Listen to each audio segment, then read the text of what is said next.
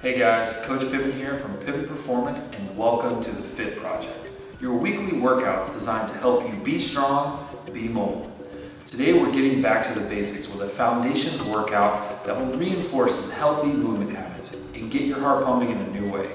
This workout is great for anyone new to exercise, coming back to exercising, or anyone who wants to clean up their mechanics. You can do this on its own a couple times a week, or if you're an advanced lifter, you can make this part of your warm-up routine. No equipment is needed, so let's get started.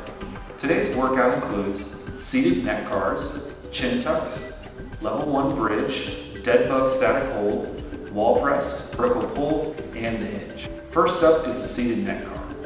So you just want to make sure your spine is nice and long. Try to pull your head over your spine. And we're going to start by dropping our chin down.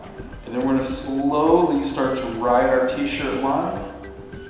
Check our blind spot. And then start to come up overhead.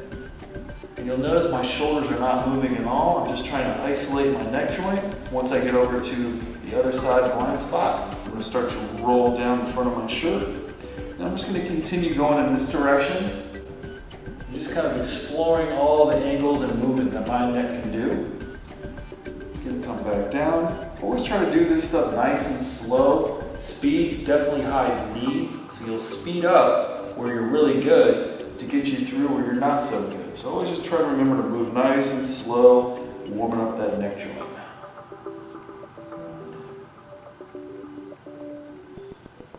I'm going to go one more to the right. And back down. Now we're going to go to the left. So don't freak out if you start to hear like little Rice Krispie treats going off in your neck. That's completely normal. You're just taking your neck in areas it hasn't really been in a very, very long time. Every once in a while, just do a little self-check. Make sure those shoulders are down, our spine's nice and long. Back around. You don't have to do this as part of the workout. You can always throw in some neck cars anytime you got. And we're going to go one more to the left.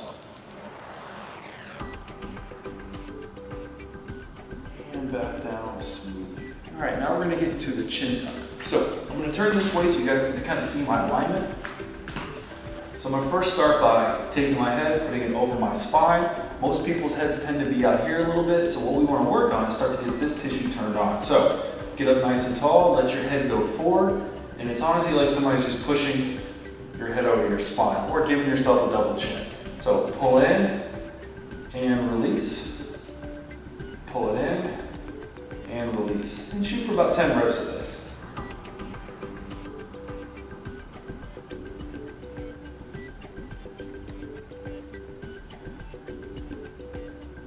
Just keep trying to really focus on pulling this in. You should feel this tissue turn on. And this tissue back here is kind of getting a little bit stretched out. Let's get 4 more of these. Try not to let the rest of your body move, almost just like as we were doing the neck car. Good, and one more. Good. So if you keep this chin tuck while you're doing pretty much every movement, this is always going to make sure your head's in nice alignment, as opposed to kind of getting out here, which we've all done way too much. All right, so the next thing we're going to do is a level 1 bridge.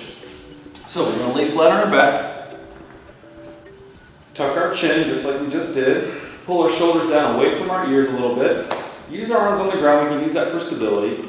And then I'm going to work on tilting my pelvis. So what I want to think about is the top of my pelvis goes down toward the floor, the bottom of my pelvis kind of scoops under, and my back is nice and flush with the ground. So drive your hands into the floor, make sure the back's nice and flat, and we're just going to drive up to wherever you feel comfortable. Now, if you start to feel this in your hamstrings or in your lower back, it's because you lost your tilt. So that's what usually ends up happening. So we just want to make sure we own that the entire time. So keep it nice and engaged, come down, back, lower back should touch first. Make sure we're in that good tilt still, and we're going to go right back up.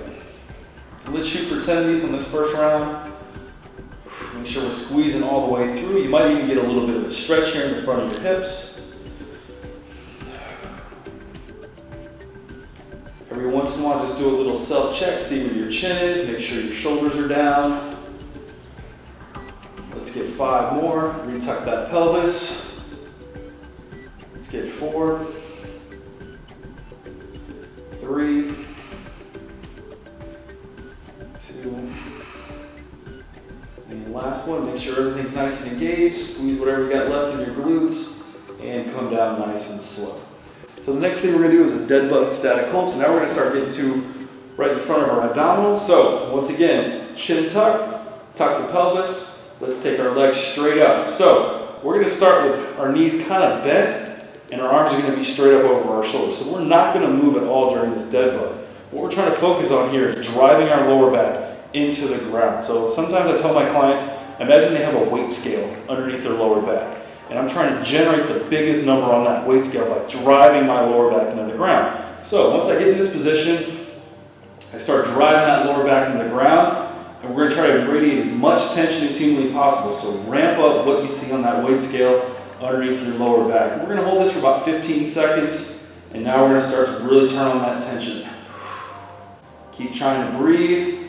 Make sure our chin's nice and stacked. We're still driving our lower back down to the ground. Nothing else is moving. Let's get about 7 more seconds. 5, 4, 3. Keep driving down. 2, and let everything relax. If you start to feel your lower back on that or anything else other than this right here, you're just not owning that pelvic tilt. All right, so we're going to go through all that one more time. Let's come back up. Let's get into that seated neck car. Sit up nice and tall. Let's start by dropping the chin. Follow that t-shirt line. Check the blind spot. Back over the top. Check the other blind spot. And roll back down. Now let's alternate going to the left now. Blind spot, up and over. And down and through. Back to the right. Once again, always remember to try and move slow through here. Feel every piece of movement that you have. Back over, blind spot, and through. Let's go 2 more each way.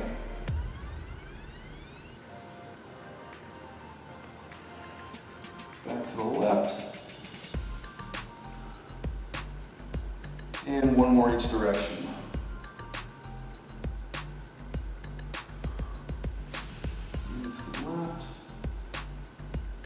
And get every little bit of range that you have in there, and back through. All right, let's get back to those chin tucks.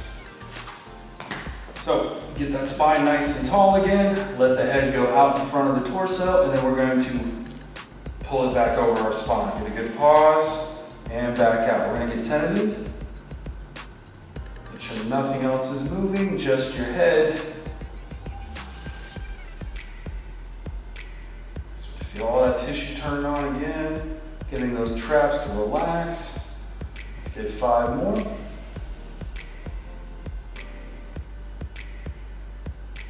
Don't really care when you breathe, just make sure you are trying to breathe. Don't hold your breath.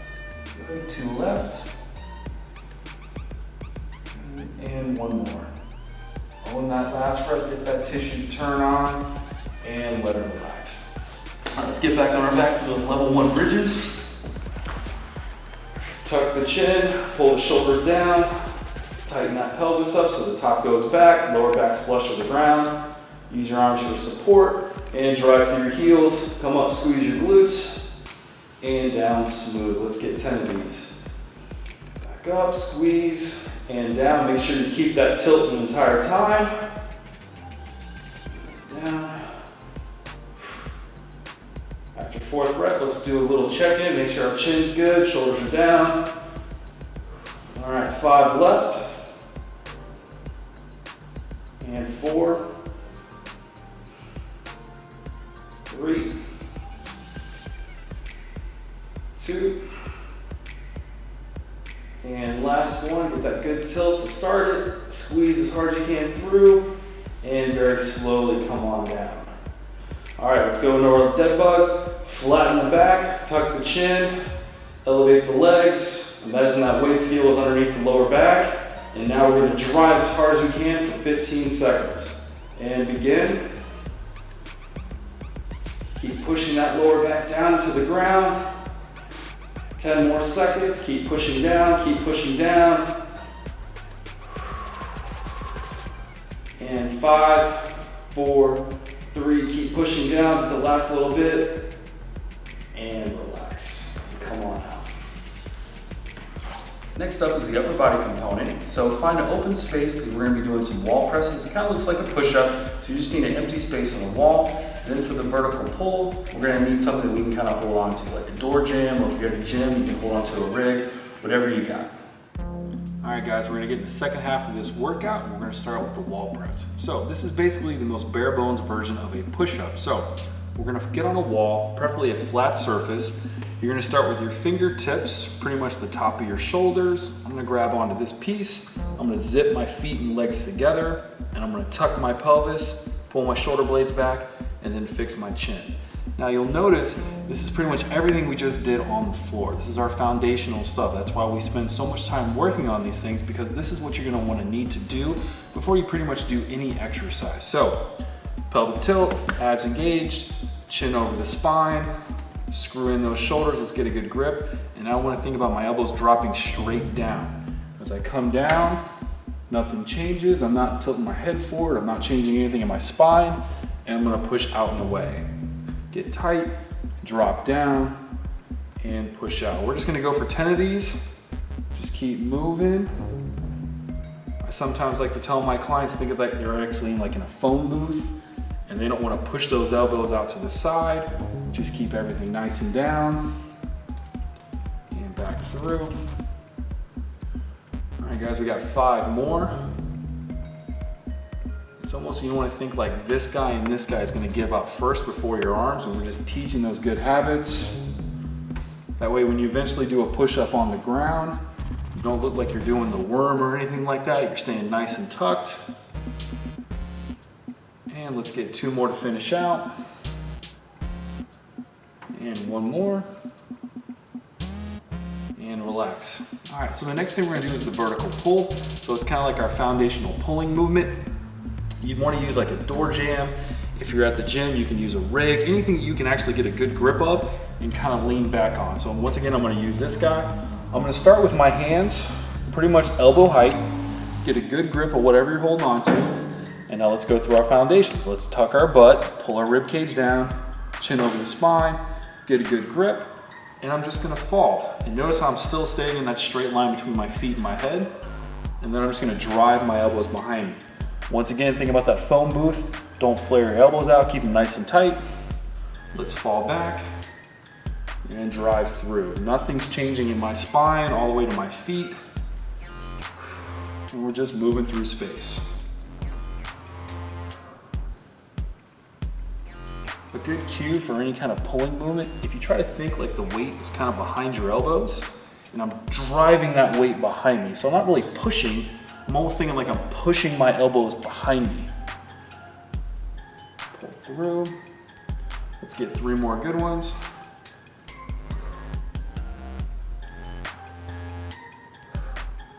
And 1 more. Come up, squeeze whatever you got, trying to push those elbows as far behind you as possible. Do a check, make sure you're nice and engaged, and relax. All right, the next exercise up is a hinge using a foam roller. If you don't have a foam roller, you can use a chair, whatever you need. It's just more of kind of a balance piece. So, put the foam roller in front of you.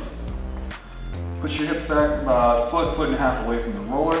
Put your fingertips on it.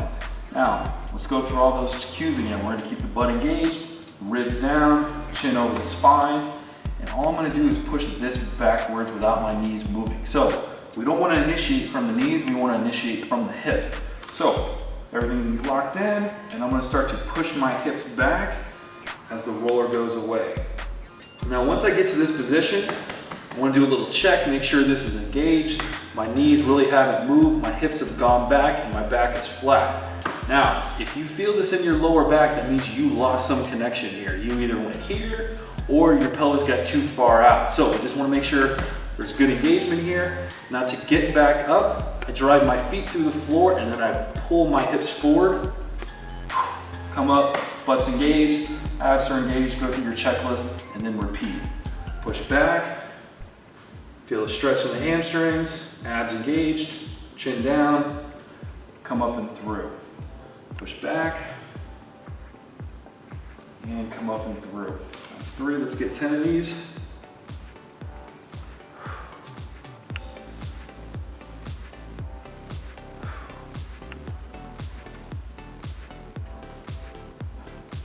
4 more. Another common thing that most people end up doing is they take their chin and they try to see themselves in the mirror. Wherever my sternum is looking, that's where I want my vision line, because that means my neck is in alignment. Let's get this last one. Hold here, do a little check, make sure everything's good. Hit yourself in the stomach a little bit, make sure those abs are engaged. And then now drive the hips forward, finish the butt at the top. All right, let's go through those guys again. Let's go back to the vertical press, feet together. Fingertips are about shoulder height. Tuck the pelvis, shoulder blades down and back, chin over the spine, and let's get 10. Elbows go straight down. Push back up, don't let them flare out.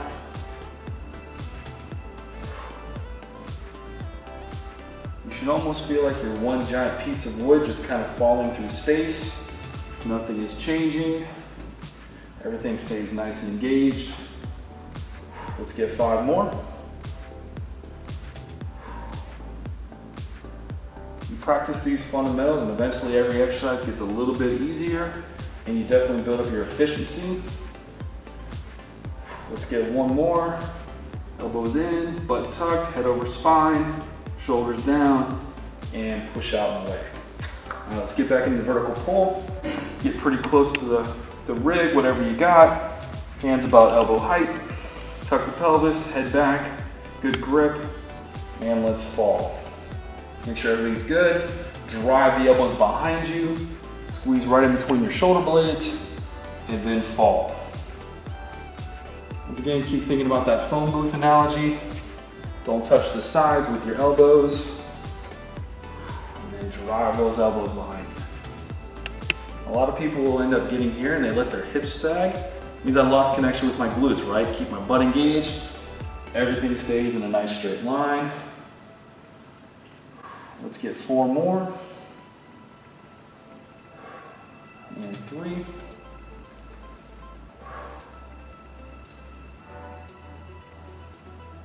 And last one. Make sure everything's tucked. Come up, squeeze everything on your backside, and release. Now let's finish up with the roller hinge. Feet shoulder width, everything's nice and straight. Get locked in, hands on the roller. Start to push those hips back. And then drive through, finish the glutes at the top, make sure everything's good. Push it back. Don't get too carried away trying to see how far you can get down, because you'll notice my spine, I start to lose it the lower I go. You just want to go until we start to feel a little bit of a stretch in those hamstrings. That's about my range. Come up and finish. Let's get 5 more. 4. 3.